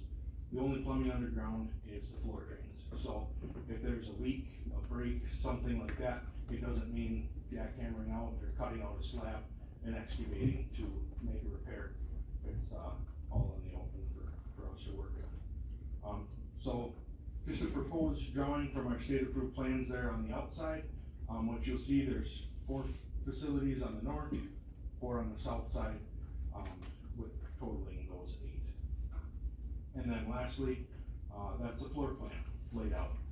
So you see that mechanical closet, like I talked about, water heaters, plumbing will all run through there, as well as this mop sink for us to keep that clean during events when this would be used.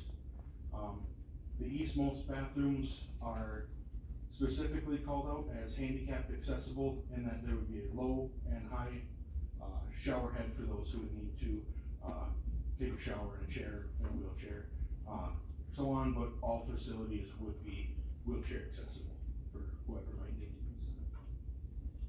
So in the past years, there's been a lot of work done to improve the fairground, the campsites, the structures, and that work's paying off. We're seeing revenue go up as well as use of the fairgrounds go up. So this building is gonna only encourage more use as well as add value. Frankly, what's proposed here, block walls on a slab, is gonna outlast everyone in this room and our children as well likely. But due to the volatile nature of the construction market, bids are only good for 30 days. And so as we approach this build season, prices are not gonna start going down. SD Ellenbecker out of Athens was the bid that was accepted by our property committee. I've talked with them multiple times, they're excited, motivated to get started, and wanna get that material ordered as soon as possible if it were to pass. Like I stated earlier, the project has been pushed back multiple times, and every time it only gets more expensive. I don't need to stand here and tell you all that everything gets more expensive every day, but waiting has only cost us money, and it's only gonna continue to cost us money. As far as any concerns to financial, did reach out to Baker Tilly as well, our financial consultant, and they gave their advice on the use of the monies from contingency and general fund. Actually has their exact wording if you wanna hear that, but essentially what they said was, being that so little of our contingency was used in 2024, they had no concerns with moving forward on the project with the monies that are proposed. So I emailed Baker Tilly and I said, we have our board meeting tonight. I just wanted to touch base quickly on use of the general fund and contingency to supplement the approved allocation for a capital project at the fairgrounds. Both transfers require 2/3 vote of the board. Is there anything else from a finance director standpoint that you'd share with the board? I realize that pulling money out of both funds this early in the year isn't great practice. The response I received from Chris was, it is early in the year to use contingency, but from what I saw, the 2024 contingency wasn't used, so that's a good sign.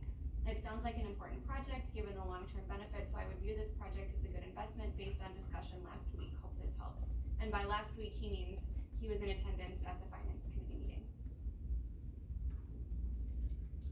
So that's what I have for you. If there's any questions I can answer, feel free, as well as Charmaine has a lot more experience than I do, financial wise. So what are you doing for moisture and mold control? Mike.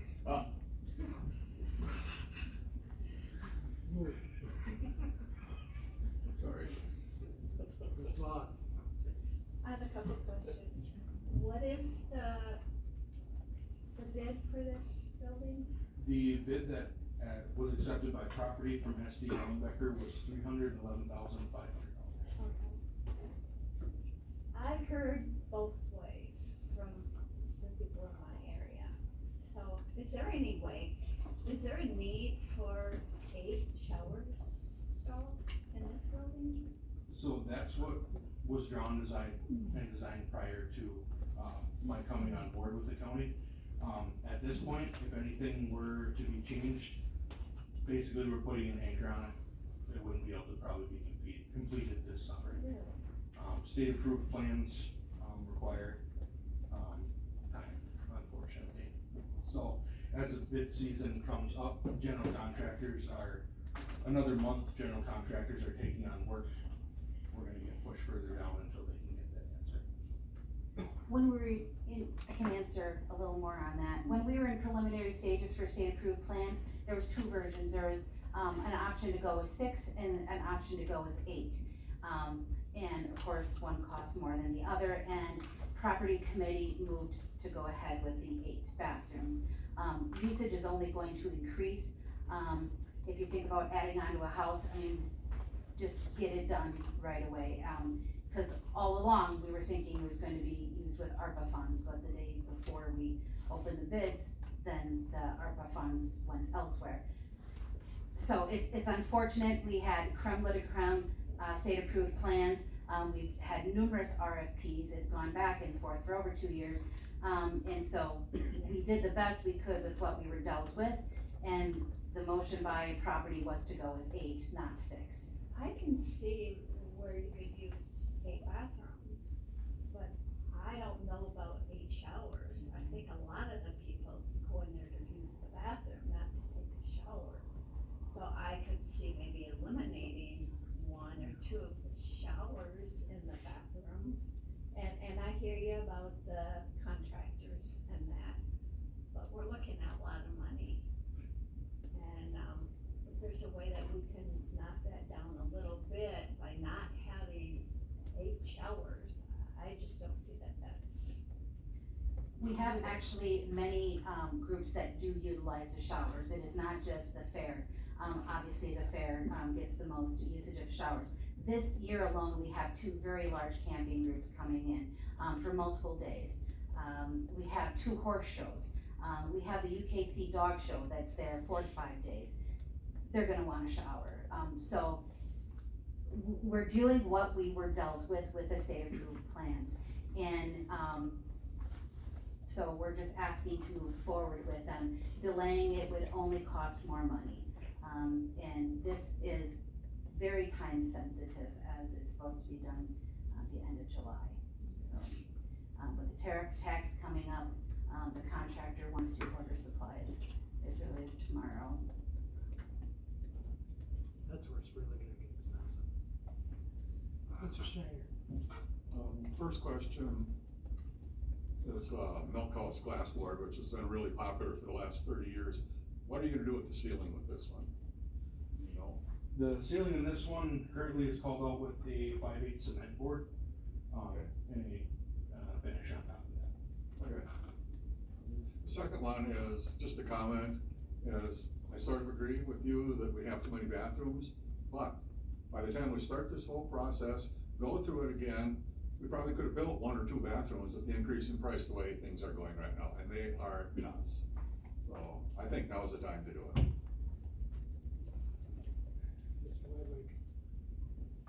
What is the total price of this? Because, well, as you know, in finance, I voted against it. Not that the need isn't there, but pulling stuff out of the contingency and out of the fund balance. I mean, what is the total price of this? Is this $311,000? $311,500.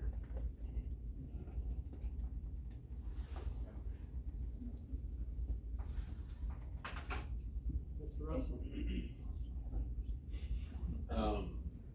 I'm just curious what you're gonna do with all the moisture and condensation, so we don't end up with a mold situation. Are you using FRP board?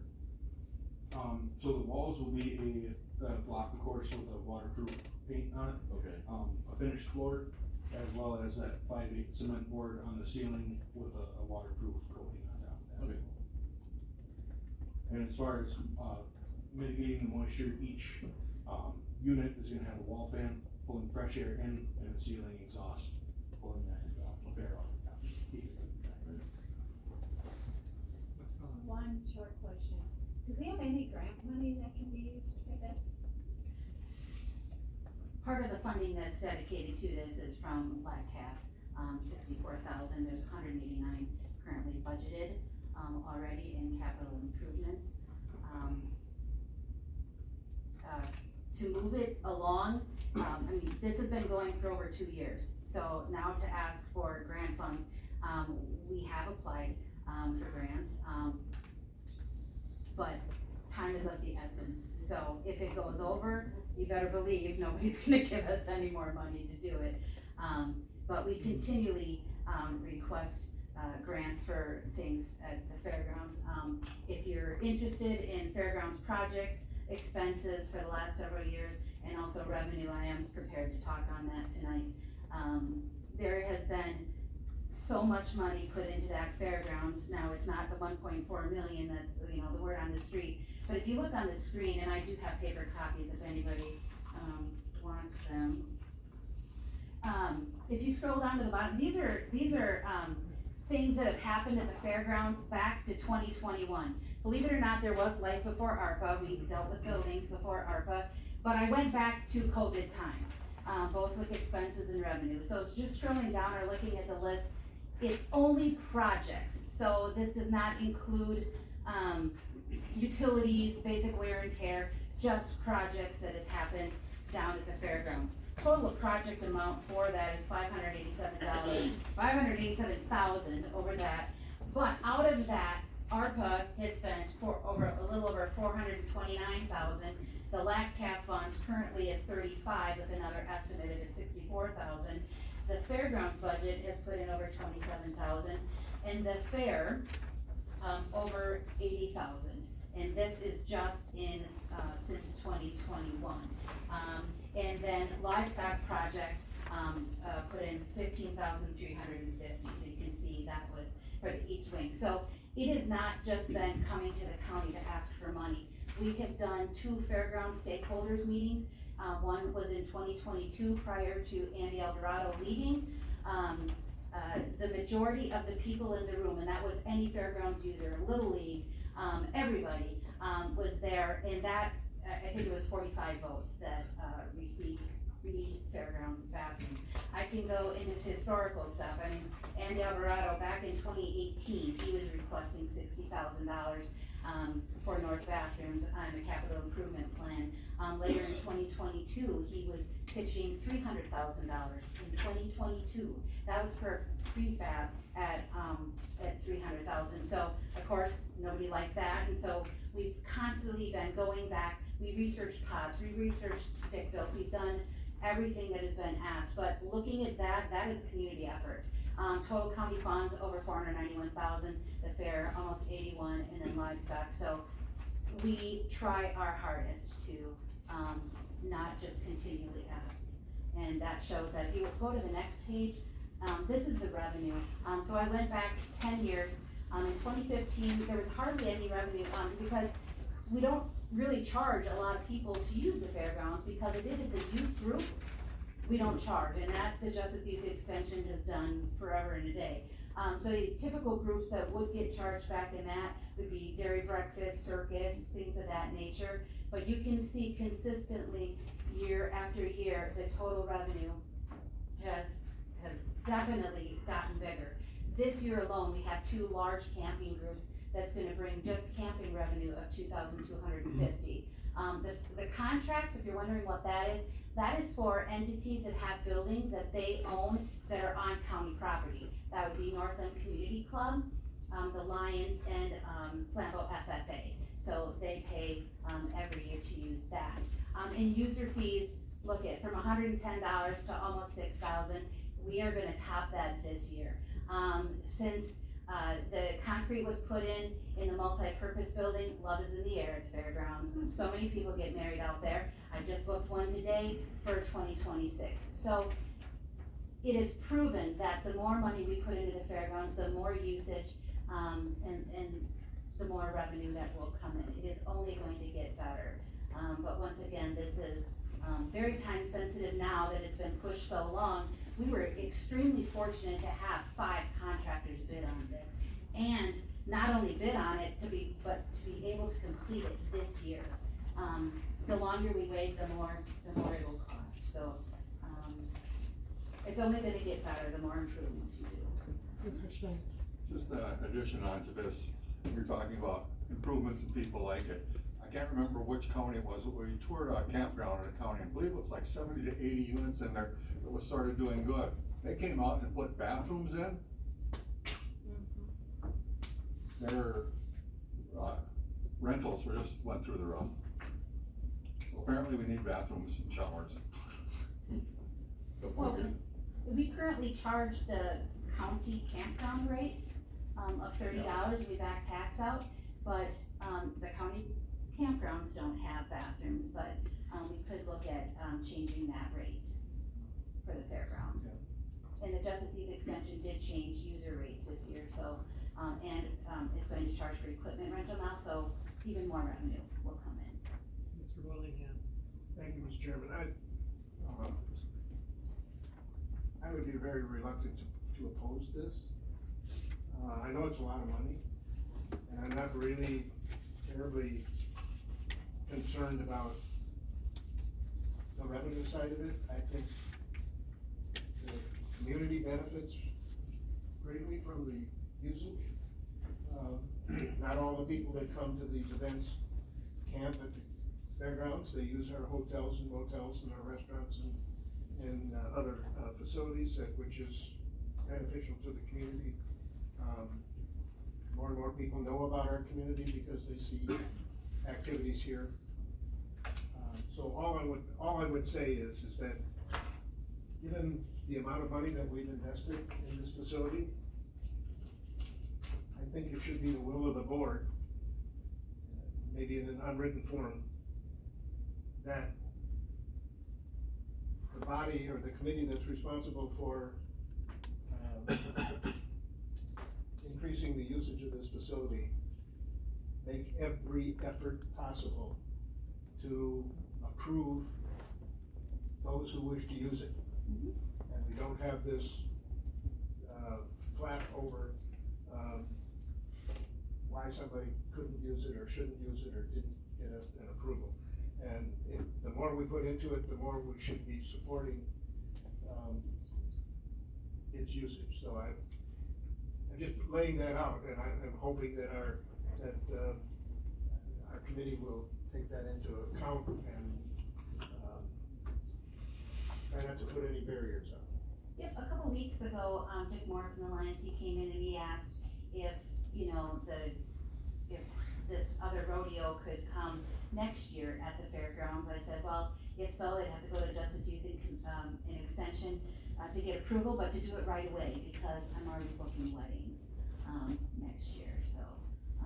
But that is a Justice Youth Extension. Wedding would be just really. Well, we've had cowboy weddings, pictures were in the round barn, so now that we have the east wing, that can be moved over, but yes, good point, well taken. I've done some weird weddings, but I've never done them. Does anybody have any more questions for Brett or Charmaine? If not, we can go on this.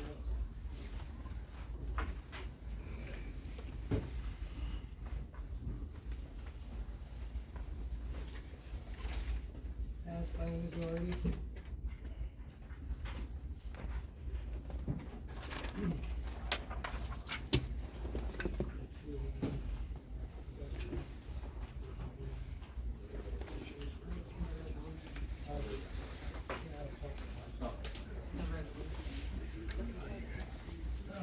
Any announcements? Mr. Ledway? Just so you know, it doesn't affect us directly, but last Wednesday, Northland College in Ashland announced that they will be closing at the end of the current academic year. And you know what an impact in the Mount Scenario closed here and everything. It's over 200 jobs and teachers, everything else.